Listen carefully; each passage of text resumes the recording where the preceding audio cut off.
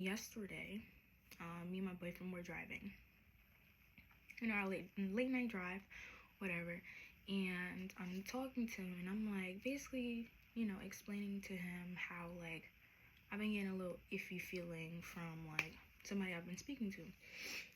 Like I want them to be someone that I can hold close in my life, but sometimes certain things they say to me, it just kind of throws me off, and it makes me question the role they would play in my life. And so he was just basically giving me advice. He's giving me advice. He was like, hey, like, you've been going about things this way your whole life, and from what I'm understanding, from what I've seen, this is not working. You doing things this way is not working, so maybe switch things up. That was the gist of what he was saying.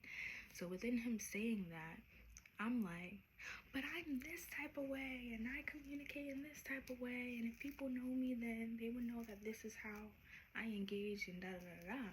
And when it was happening, I thought I was just giving or like justifying who I am to like kind of explain how I interact with people, or like why it may come off this way to other people.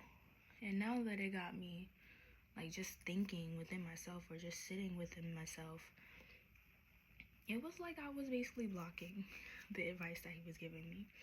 And I can now understand why he was being very frustrated having this conversation with me. But that was just like an eye-opening moment, because whether you are the one giving advice or somebody else is giving you advice, it's okay to just listen. And even if you don't 100% agree with that person, it doesn't mean that you can't just take in what they're saying. And sometimes even when you are listening to what they're saying, or just being present to and open to hearing what they're saying, it might not click at first. Sometimes it doesn't click, but you just gotta give it time.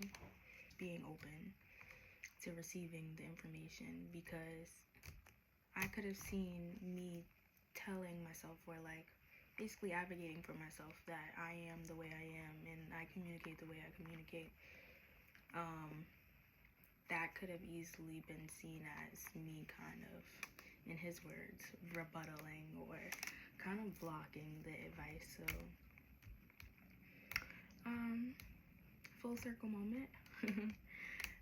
That's like when people are, I want to say, I can't say advocating for themselves, but if they are getting a little defensive, or you feel there's like a blockage where you can't get through to them the information or the wisdom or advice or whatever you're trying to communicate to them, and maybe you just take a step back and be like, okay, maybe they're not ready to receive this information, or yeah.